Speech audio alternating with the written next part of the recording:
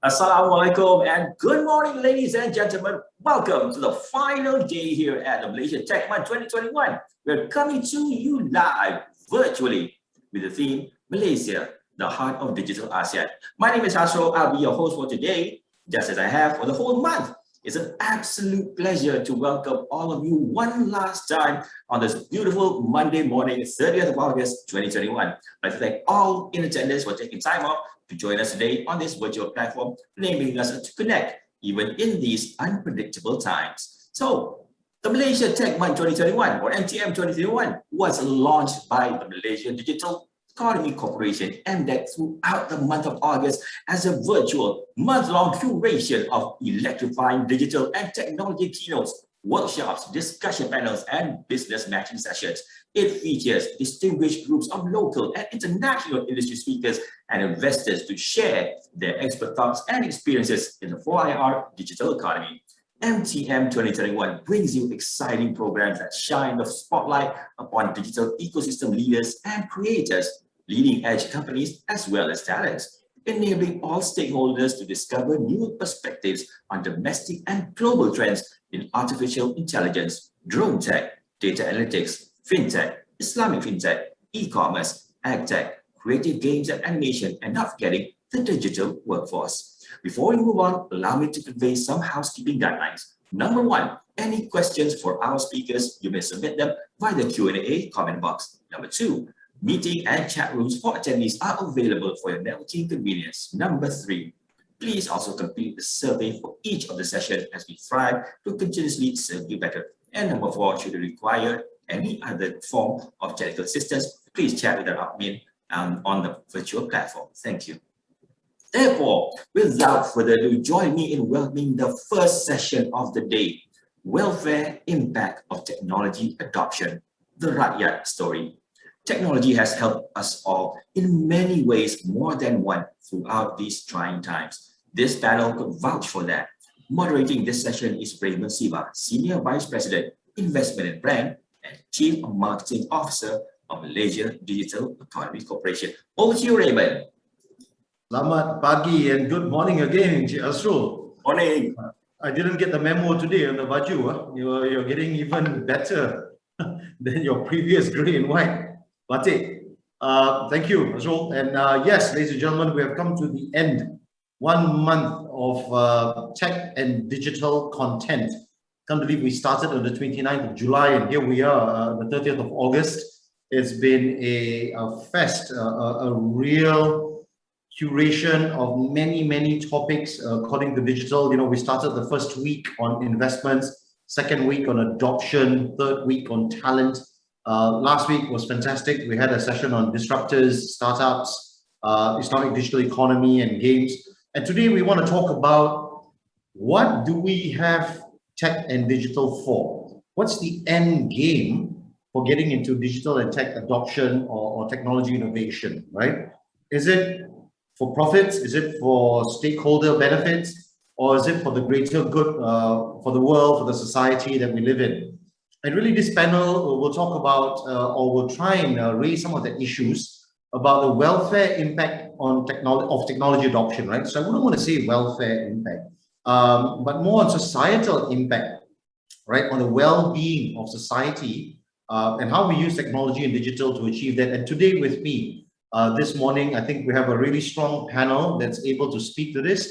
We have Reza Singham, who is the founder and managing director of BAC Education. We have Reza Razali, the founder of Terato Tech and the KitaJaga.co app. And we have with us a very young, bright man, Sidharrth Nagappan, who's a co-founder of Sambal SOS. So you see, we have the full range of ages here today to talk about how digital and tech can make an impact on society. Before I go any further, welcome Raja, welcome Reza, welcome Sidharrth. Good morning, how are you gentlemen today? Doing amazing. Good. Very good. Very good. I just want to introduce Reza Singham before I ask him the first question. So, you know, Reza Singham is the founder and managing director of BAC Education. And, you know, he's been a visionary and an entrepreneur in many of the initiatives that are introduced within the industry. he envisions to impact 10 million lives by 2030. And the strategic intent is to bring about change in the lives of individuals and communities through education and social good, right? This is interesting because Raja has over the past 12 months introduced digital platforms to help educate, and empower students, unemployed graduates, retrenched workers, and B40 communities, right, to sustain themselves through upskilling and reskilling. He holds several key portfolios, such as founder of the Make It Right movement, founder of BAC Flix, the largest free education initiative by the private sector in Malaysia, and is also the secretary of the ASEAN Business Advisory Council and lead mentor of the ASEAN Mentorship for Entrepreneurs Network. I won't go any further. You know, he's got a whole range of things there. Raja, I want to start with you first. What is the purpose for digital and tech in society? Right. So first of all, thanks, Jasno. Great to be here, Raymond, and so nice to have my fellow panelists here, Reza and Sidharrth. Okay, so nice, cool way to start the week on a Monday morning. Okay, for me, I'm always about technology for social good. I think businesses should be impact-driven more than profit-driven. And I think we all have to look at the triple bottom line, people, planet, profits in that order. Now, having said that, technology is a great enabler in terms of things that we can actually do to advance society and help everybody. Another thing I also think is this, that, you know, there are so many players in this market. There are the NGOs, there's the government, there are the multinationals and corporate sectors, and the public in general. So all of them have some role to play and in sort of creating that ultimate ecosystem. So we live by, very simply, I live by force this thing. A success is when, you know, you've done more for the world than the world has done for you. And this is where technology as an enabler has enabled us to do things, for example, like our BAC Flix and our SPM Flix. We have 190,000 students studying on our platform online. Now what we're doing is solving problems like getting them devices, getting them access so that we can actually broaden the reach. So that's one aspect of it. Another aspect is when the whole, so this is where you can see the growth. Before the pandemic, we used to run SPM revision classes on our campus and bring kids in on the weekends, and we used to have about 3,000 students. Last year, we had 20,000 students registered for that same SPM seminar that was run over the weekend. So you can see a 7 times growth. The key thing here is this: organizations have to look at some portion of their profit, some portion of their money, some portion of their, and it's not a money thing, it's actually expertise. You see, if you actually look at it, there are some great books written on this as well. When it comes to helping here, the NGOs have a key problem. They have the passion, the heart, they want to help, but often they don't have the pockets, the deep pockets, or the skills. So that's where they lack that part of it. But they've got that passion. Secondly, when you look at things like government, unfortunately, the event, the timeline is often the election. The next, so they're looking at within that 5-year span, 3-year span, as they do their policies, and often not looking long-term enough. Although we have all the Malaysia plans and the 12, 13, whatever, but it's not a Malaysian problem. This is a global problem. That often they're looking too much the shorter window, and that's a problem. And then third comes the corporates, the big giants, the people, like Microsoft and Google and Amazon and Lazada and later Grab and all of these, and also other corporations, who actually have the people, the money, the skills, but sometimes are a bit too motivated by profit. Right. You see, right. So we need that balance. They are the guys who can actually make the change. So I think that's a great starting salvo. I want to introduce Reza Razali, founder of Terato Tech, who's a graduate in BBA in finance from the University of Oklahoma, and is an award-winning serial entrepreneur who has built numerous ventures from media, software development, and mobile games. He has worked and invested in the US, Singapore, Brunei, and Japan, and with various startups. Now, to your point just now, Raja and Reza, this is a question for you. When we talk about private sector, really thinking about the triple P, and talking about the government to look at the policies and regulations for the longer term, right? You as a corporate sector captain, one of the captain of the industries there, you have started off KitaJaga.co. which is really, something that you put out there together with friends and trying to rally Malaysia around. So it goes to what Raja was saying earlier, that the corporate should take a bigger role in giving technology to impact society, right? What in your view needs to happen with the technology giants or our Bursa companies, for example, or the GLICs in this area? Definitely, Raymond. They definitely play a huge role. In term for us at Kita Jaga, however, how we function for now is we are more focused on peer-to-peer charity. So those who stay in a certain area, let's say I stay in Bangi, I look for people I can help in Bangi. So far, the last for us, the last 2 months, we have seen numerous trends. We have seen the rise of a very small civil society consisting of 2-3 guys helping people out in certain areas. Some of them were able to raise funds to feed thousands of family, right? We've seen that happening in PJ, in Damansara, and this was done by people who had no experience with charity and all that. So basically what we're trying to do, Kita Jaga, is we're trying to democratize charity. Of course, the 3P, the corporate, the government, the people, planet, and profit, right? I think, and then as what Raja has said, government played a role, but they won't be able to execute as fast as I would say here, the startups, right? Because even the corporate, in such environment, they would, the large corporate, they would struggle to respond. So that's what we noticed with Kita Jaga. When we started, we had a lot of corporate reached out, but then they take time to, okay, how can we help? They are interested, but then they take time. Okay, this is what we can do. We can only assist and do this. We cannot do this, or this is not in line with our policy and things like that. But they were not able to, in trying times like this, they were not able to move as fast as the normal individual and also the startups. The startup that we work with, normally they don't care. I mean, are we helping out just Malaysians here? Are we helping out even the foreign worker as well?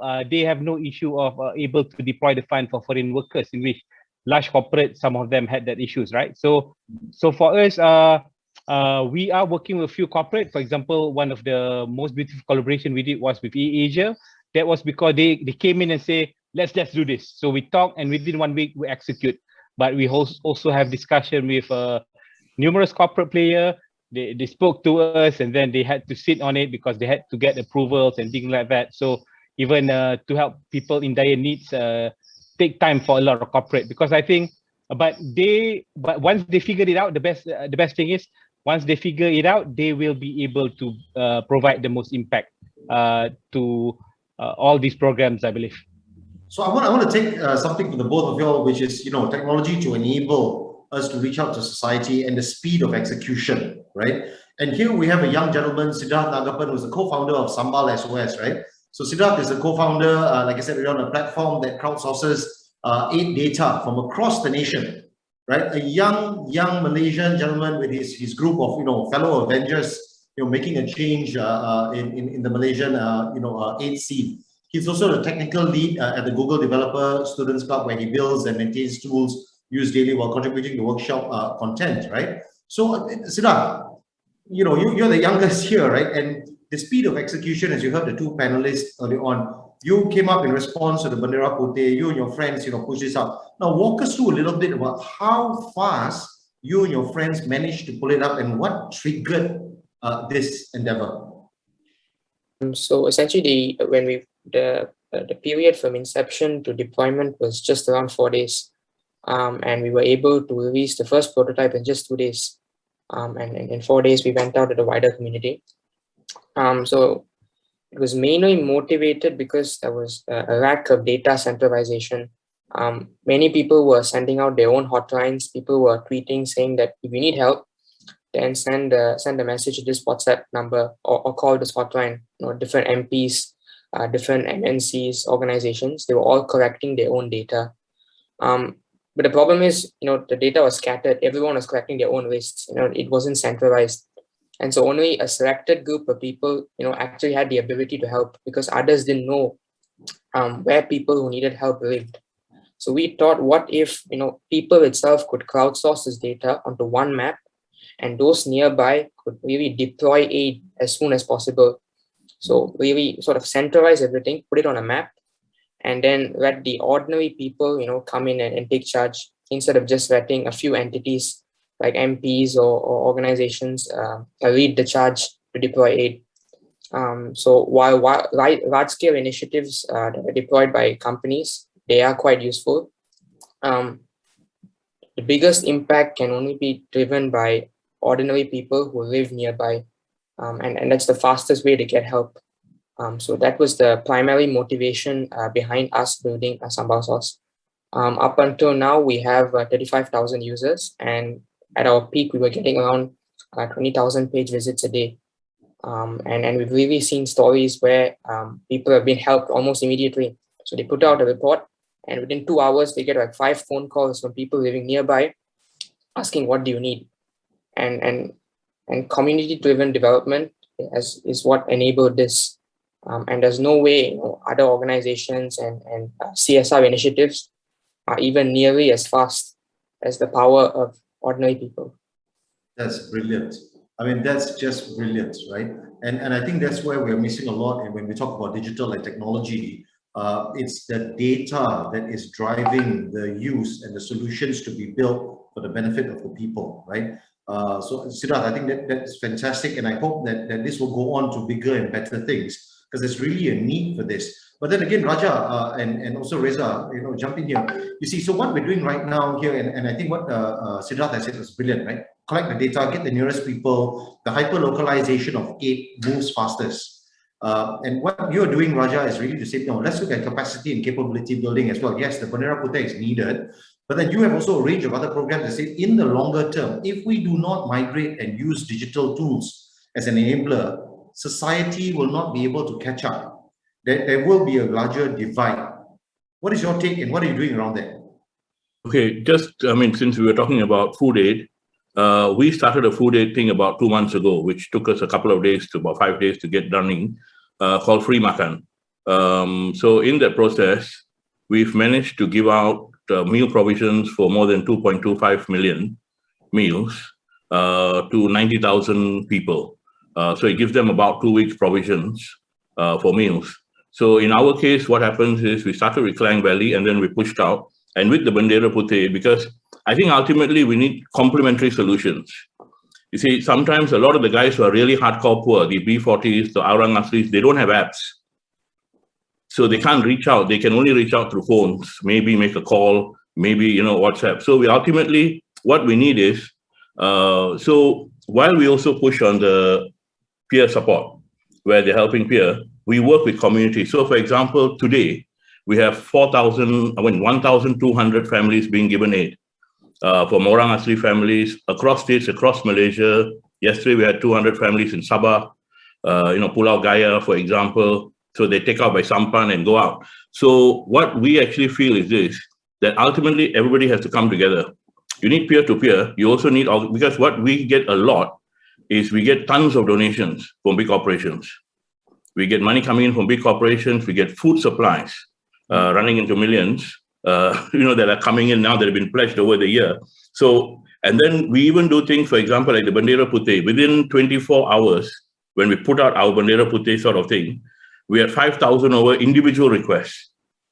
Now, one of the things was, how do we get food out to the individual people? Because that was the key problem. Now, to be honest, we talked to Lala Move, and we actually employed Lala Move, which we sort of bore the cost of the transportation, because you know why? We always forget one thing. When the Lala Move gets the paid, the drivers get 85% of that money. And better than to give people food is to give them an income. Because as an educator, I've always been about teaching people how to fish, not giving the fish.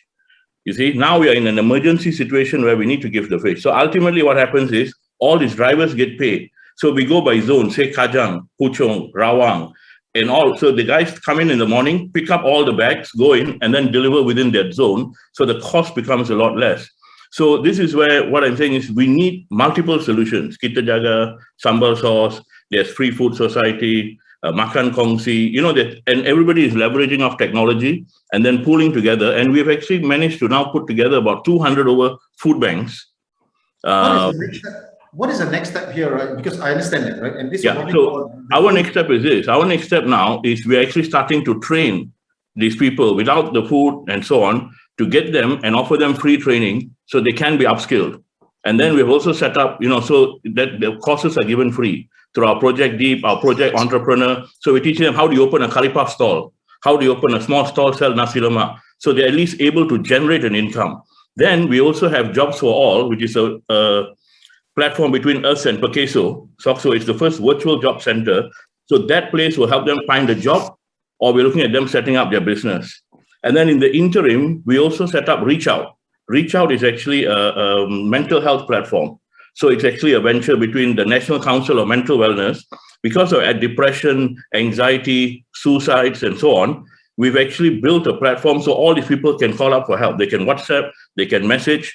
About 30 organizations have come in, Malaysian Mental Health Association, Befrienders, Talian Kasih, Mercy, and all of this, we are now building. We also, with the KKM, Kementerian Kesihatan, are building a workforce of first responders to help. So in essence, what we are looking at is this: say you don't have a job, or you're in this one, you need the food, we send you the food. You need a job, we'll get you a job. You don't have the training, we'll get you the training. And then if you don't, and everything is done through technology platforms. right, Reza. Here, so we heard about this right over the last two panelists. I want to get your view as well that there's just no way around technology, right? And but when we think about technology, we talk about a really very high level. But the reality is that we all have the mobile phone, and the smartphone is getting ubiquitous, right? Everybody has it. If not the older people, their sons and their daughters, and the ketua kampung or somebody has it, right? Mm-hmm. So really, how do we get that thinking? And I think now it's more acceptable, right? But how do we get that more to say that, we need to restructure how welfare and charity initiatives are done, using digital platforms, right? For long-term sustainable outcomes for companies as well, right? Because companies want to do it. They have CSR, all the GLCs have their funds. What is your view about them coming into apps like Kita Jaga or what Raja just said or what Sambal Sauce is doing? What are your view? How can we get this sparked up? Sure. I think as Raja has said, right, rarely are a lot of these welfare movement, rarely they collaborate together. They all normally work in silo. So what Raja has been doing is amazing. He's been able to put all these organization, NGOs to work together. So I think that should be the end goal. The end goal is to eventually see how the scarce resources of this food and a provision of it, how can you distribute them more efficiently? Because one of the challenges that we face as well, even on Kita Jaga, is sometimes a lot of the food banks and civil society.sano app, they call a lot of number on Kita Jaga, but they found out that the recipient has received it from other party already, right? So what happened was the data, no one indicate who was given what. So I think the idea of what we want to do at Kita Jaga is work with a lot of civil society, with a lot of these NGOs. We now give them access to our backend, so they can see if they can just pull up a phone number and see if this aid has been given by a person, by NGO in the past, and when did they last receive their aid. So that is what we are working with a few NGOs on the platform. I think just to provide a centralized data point to enable people to verify whether aid has been sent to this certain person or not, just based on the phone number as a common identifier. Sidharrth, are you working with any corporates right now? At the moment, we're not working with corporates, but we are working with small agencies that want access to kind of people who need jobs on the platform. So we just sort of pass over that kind of data. We are currently not working with any GLCs or CSR initiatives on the platform because primarily we're just community driven and we only crowdsource the data. As Reza mentioned, we actually don't have a way to verify who has been helped or not, and therefore we remove all flags on the app are automatically removed within a week. So if some, yeah. So what is your next iteration of this app, Sidharrth? Where do you think this can go? Okay, so currently, in the midst of the pandemic, keeping it running and keeping it for food banks and reports is the primary goal.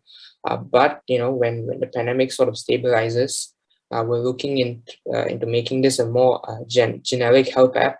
Like, I need this, I'm looking for this, I'm looking for a job, I'm looking for work done on this, and then people can put it up, and then other people can reach out. And also expanding on the food bank side to sort of make the food banks list a bit more dynamic, because right now it's like we update it manually, and we have to check whether the food banks are still open, how much food they have left, and so on. So if people can dynamically see at this time what food banks are open, what kind of food do they have, how much food do they have left, and if a food bank runs out of food, they must be taken off the map so more people don't actually go there. Yeah, that's a good one. Yeah. Right. I think that's this young man has got his head screwed on in the right way, Raja. Yeah. I want to go back to you in saying that you have also an initiative called Uplift coming up, Raja. I mean, you have the financial muscle, right? To do this, you have the experience and the connections, right? You've risen. A guy like Sidharrth is starting. He's getting his team right out there, right? How are you going to engender, empower, nurture the next generation of Malaysians like this? What are your views around Uplift, and what are you doing around this space to technology empower our next generation of Malaysians? Okay, first thing, Sidharrth, we'll be happy to work with you and Reza, because I think that's the first thing is, I think, when we were talking earlier about companies or corporates moving slowly, one of the key things that we have in BAC is we have almost got a startup culture within the entity.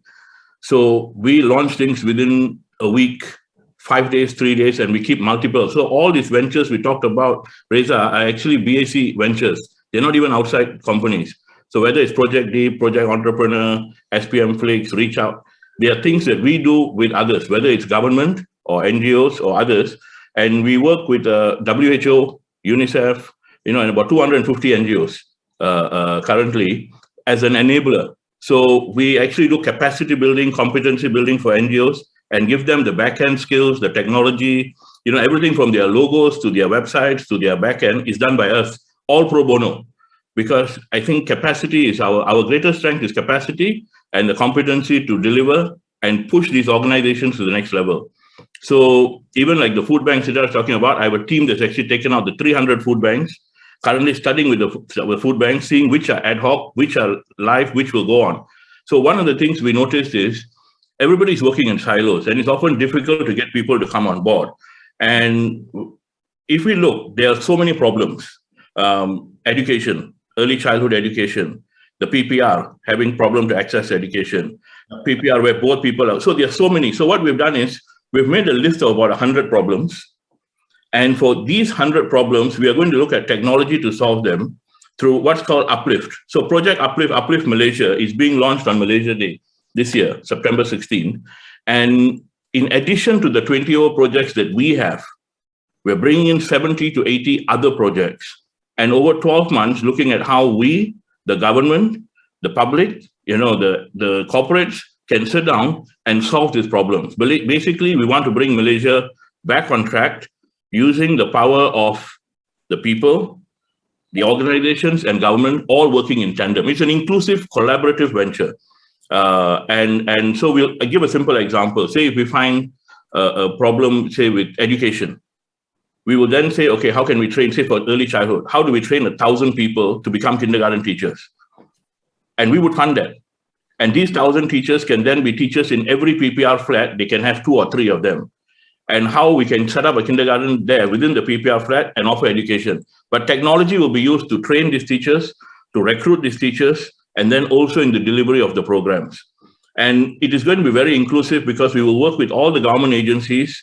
But what we will bring to the table is actually a lot of passion, a lot of passionate people like Reza and Sidharrth and a whole bunch of young people out there who really want to do good things, but don't have the capacity. Reza, you run a full-on company. I mean, you need to make a profit anyways, right?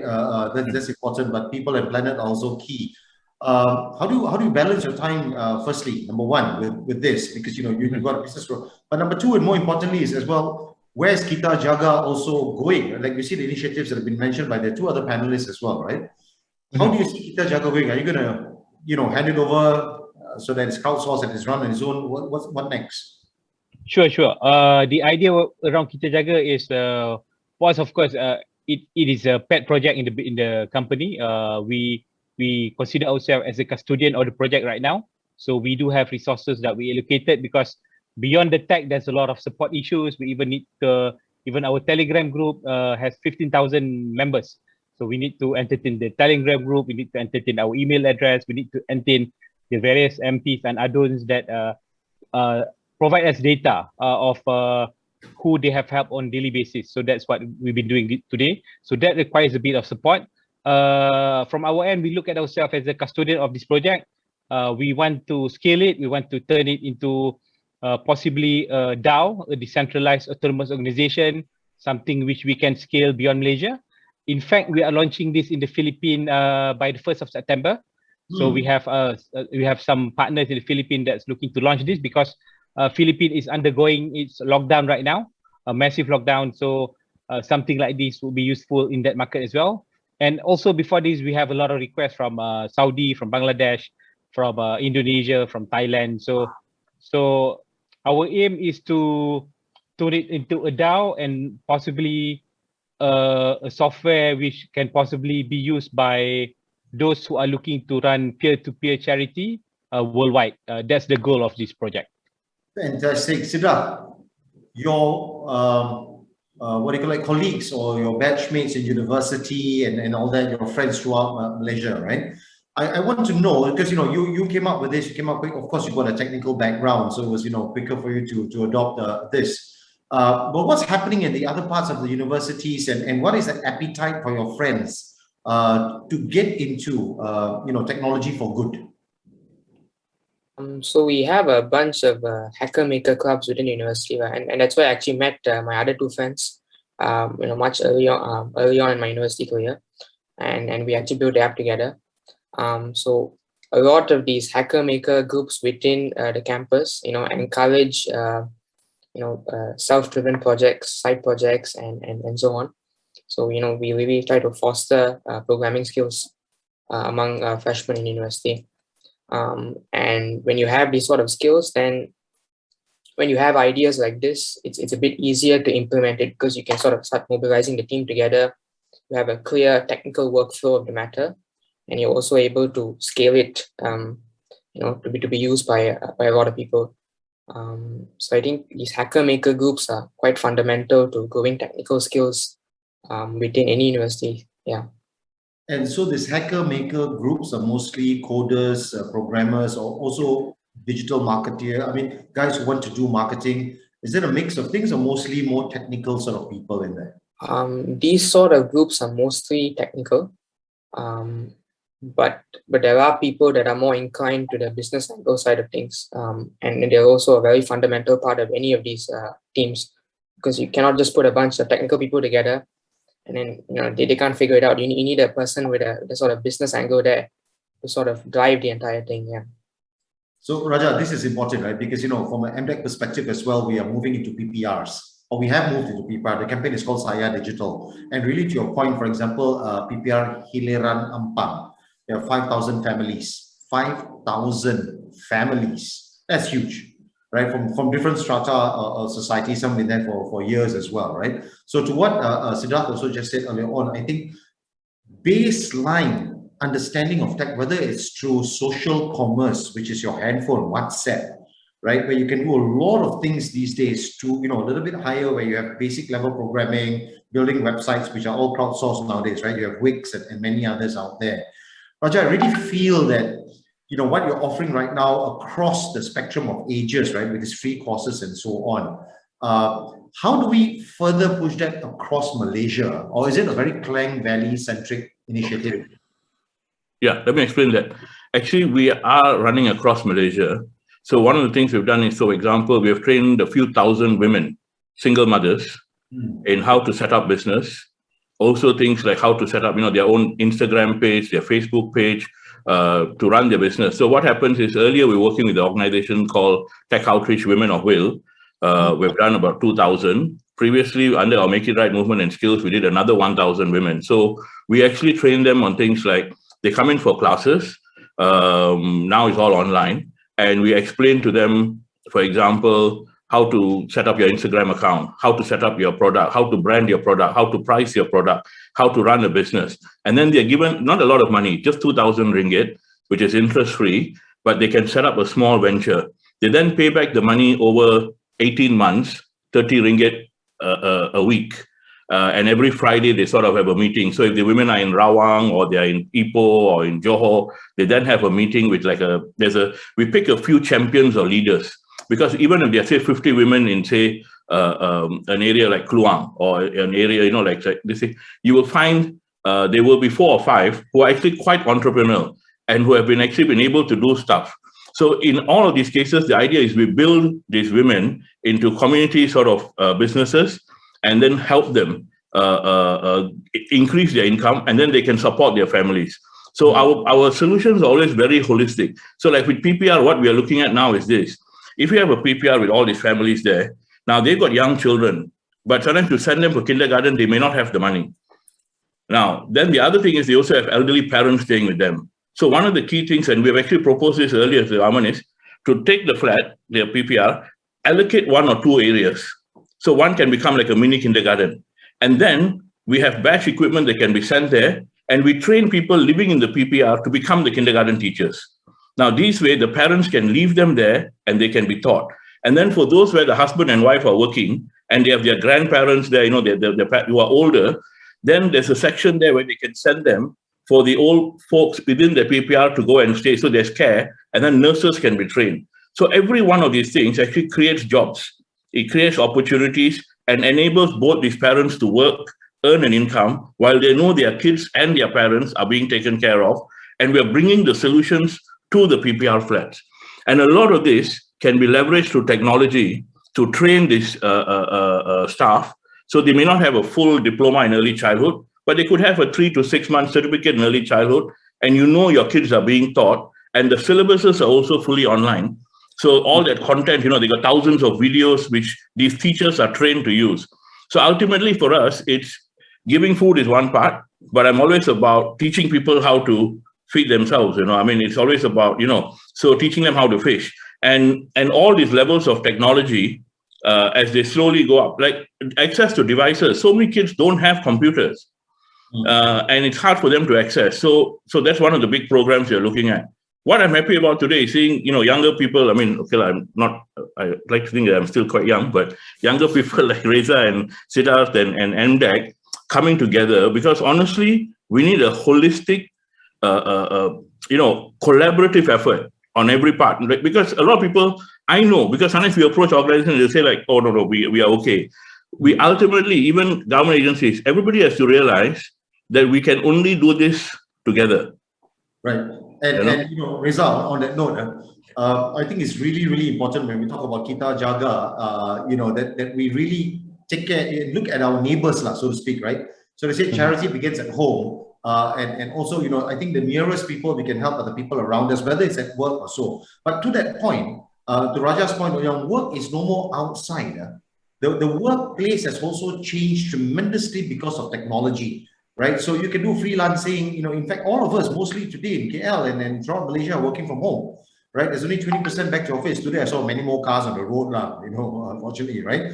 But so that's important. So while you're working at home in places like PPR, which probably has a 2-room flat, 700 square feet space, then you have an opportunity to send your kids downstairs and they can get into the technology space. My kids are 8 years old, my twins. Right, and they are doing online classes, 5 hours in a day. I don't know whether it's good or not. So Reza, from your point of view, what is your exhortation? What did you wish? Right, what's your wish list for Malaysia for global companies? Should there be a corporate innovation program embedded into these big companies that they work with startups like Sidharrth and other companies like yourself and Raja to really get technology integrated into society? Definitely. I think that's something that I think a lot of GLCs, a lot of local corporates are doing, right? They all have their own venture unit now. I think that's looking promising. But I hope what would happen is, of course, I think for project like Kita Jaga or even Sambal SOS, it's designed to I mean, I think for us at Kita Jaga, we are designed to work a certain way. So as a founder of this product, right? We of course appreciate if there's going to be a collaborative program with a lot of these corporate. But I think looking at the because what I would say is just I hope they be able to move a lot faster than it is because I think when we work with company like Google, right, when we request an ad credit, they get to approve that within a day, 160,000 worth of not ad credit, Maps API credit. But then when you talk to local GLCs, they reach out over 1 month, over 2 months, and nothing has moved. But maybe those are something for us actually. This platform is a great opportunity. Maybe that's something that I need to chat with Raja lah. Maybe that's something that require a different maneuvering to in working together with the large corporate as well. Yeah, just that. Sidharrth, since you're the youngest here, but you've got Google to support you as well, right? And now you've got these two gentlemen here to kind of like be your mentor. But I also want to ask you, I think the point around data and helping those close to you, right? Hyper localization is really interesting. What do you think can be next over food banks only? How can you expand Sambal SOS to over food banks, and how would you work with the NGOs so that there's no duplication? A lot of duplication arises now. There's a lot of wastages. How does your app, you want to position that to solve some of these problems now? Okay, so I'll first answer the food bank side. So currently we're working with Reddit Malaysia, which is so they have a small community there, and they are working on aggregating this food bank's data. So they have actually serving us an API where they've already aggregated this data, and then they update it every day depending on what food banks are open, closed, how much food they have, and so on. So that we're working on integrating that inside our map, so we can make that list more more robust. On the side of working with NGOs and all, we have gotten requests. People that want to sort of deploy aid in a certain area based on data that's on the map. We have had meetings with some of them, but at the moment we are not particularly focusing on that angle because we are mainly an open source, community-driven platform where we just want to aggregate the data. When NGOs want to refer to it and then deploy it to that area, they can inform us that they've helped people in this area, and we'll take it down from the map. So we have systems in place for that. Your data is across Malaysia now, right? You have across Sabah and Sarawak? Are you building Yes, Sabah and Sarawak also, yes. That's fantastic, Raja. We've got 5 minutes left. There are duplications, let's face it, and a lot of wastages of efficiency, right? And a lot of this is focused in the Klang Valley, let's face it too, right? The urban poor is also a key area that we look at.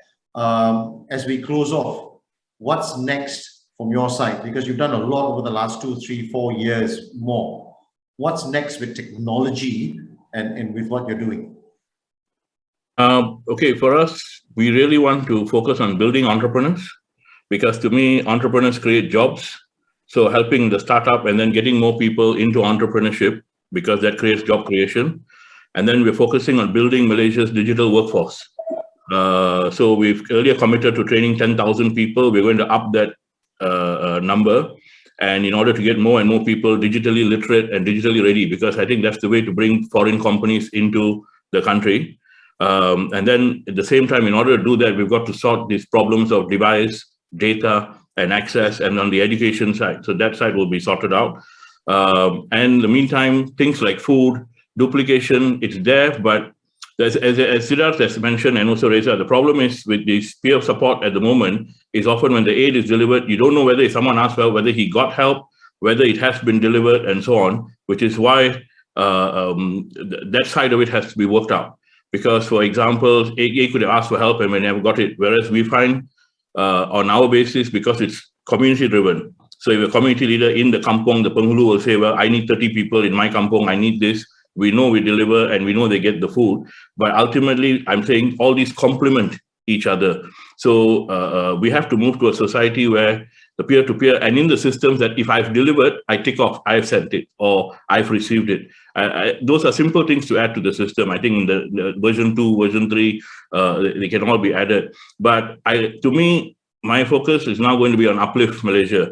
And honestly, corporates have the capacity to help. And to be honest, they do help. But often they also worry about where to give money, because sometimes they are a listed company, how to give, and they don't know what to do. And that's where guys like y'all, when you come in and explain, this is what we have, and this is transparent. And I know, because believe me, I've been doing this for years. In the earlier years, I used to go and ask corporates, and then they'll want to know everything, data or figure, how, what, where.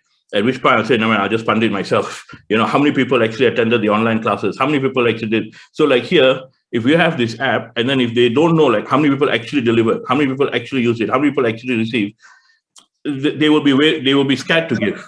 But that's fair. That's fair. Yeah. And Reza, from your part as well, right? I mean, come on, if we're giving away 5,000 ringgit, it's not big money, but you would love to know whether it has really impacted someone, right? Because that same guy could have gone into Kita Jaga, could have gone into Sambal, could have gone into something else and got 3 packets within a week, right? For example, how do you prevent abuses like that? And as we close it off, how do we look at measurement of these initiatives via digital? Because should be measured. Okay, let me take that. I know it's not this thing. Often in whatever system, you're going to have 5% or 3% or 5%, some level of abuse that's going to take place. But to me, I've always felt that should not be a reason for not helping, because there will still be 95, 96%. We have had situation where a guy called us and we have everything on our data system. He calls for food, gets food. He then calls another line and asks for food. 3 days later saying, I've never got the food, but our system has it recorded. So we called the guy and said, it's recorded here and that you've received the food. Then he said, yeah, I know. I'm just asking because I want for the next 2 weeks. Because the provisions you get is for 2 weeks. So you will have that level of duplication. But Raymond, to me, I always thought, some people say, oh, no point, we can't create a dent, we can't do this. If we are substantially 95% or 98% or whatever, we can get there, the 1-2% of abusers will always be in any market. Reza, back to you. How do you measure? And do we need to measure? Sure. For us at Kita Jaga, we measure this data. For example, when we first started the project, it was a quick hack, right? We try and hack it over 3 days, launch it. And of course, over the last 2 months, we've been trying to address a lot of these abuse issues, how we can mitigate that, how we can reduce it. So these days, every request that's put on the flag, we only allow 1 phone number to put up 1 flag in a week. So that prevents multiple requests, though they prevent them putting multiple pins over the map. But also when we look at the data that we have, right, I think I agree with what Raja said, everything has to complement everything, because about 75% of the requests on Kita Jaga, about 55% come from KL area, 20%, 55% in Selangor, 55,000 in Selangor, and about 20,000 requests is in KL itself. And then you have Johor, and then surprisingly, you have Sabah. Initially, I was very surprised why the, Sabah was very high on the list. About 10% of the requests on Kita Jaga came from Sabah. But after that, when we look at the data, I checked with several people that's in the NGO space. They said that in Sabah, the poverty rate is about 20% because of COVID, the tourism being hard hit. That's why a lot of people need a lot more help in Sabah these days. So we have been working with a few civil society in Sabah to address this, and in other areas like Negeri Sembilan, Perak, they all have about 4,000, 3,000 requests, and it goes down from there. So for us from Kita Jaga, we are able to see, we've also been able to see the concentration of where people need aid. For example, you might not see any aid, anyone needing help in Taman Tun, but then just across in Kota Damansara, in certain areas, there's a lot of pins being raised, and majority of these pins were by a Malaysian itself, followed by foreign workers that needed help.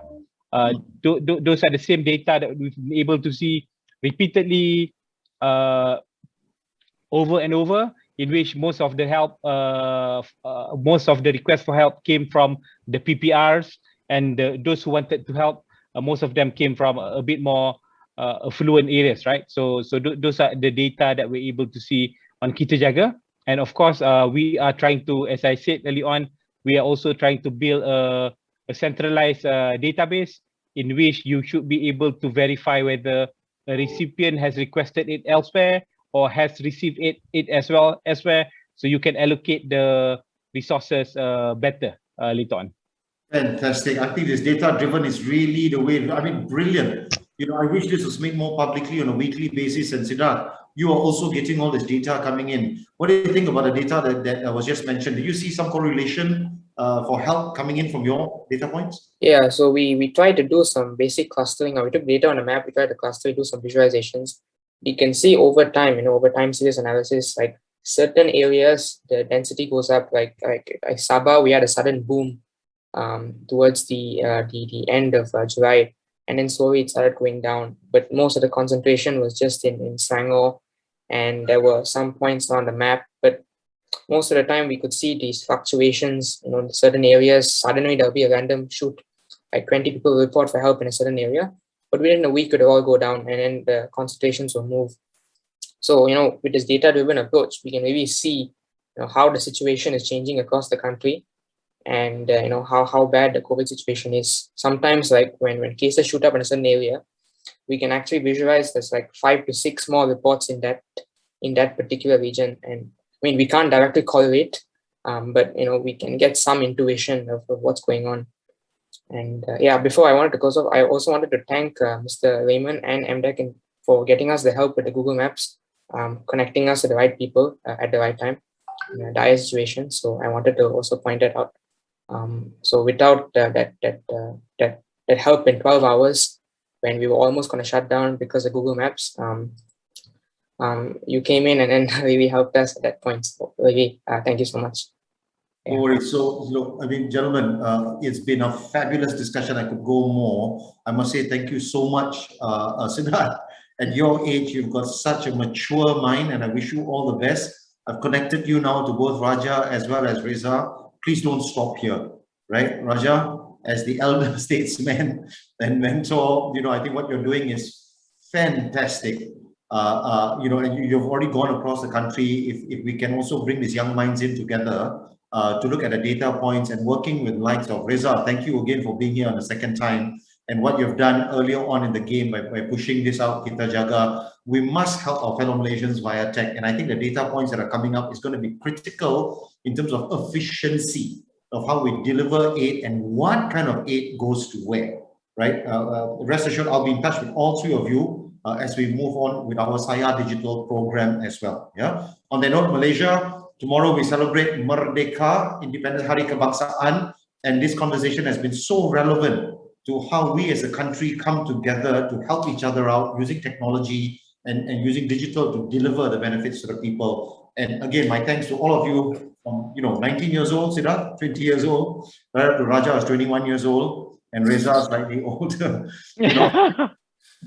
I wish all of you the best, gentlemen. It's been a fantastic conversation. Please stay together and let's build this together. Yeah, Encik Hasro, back to you.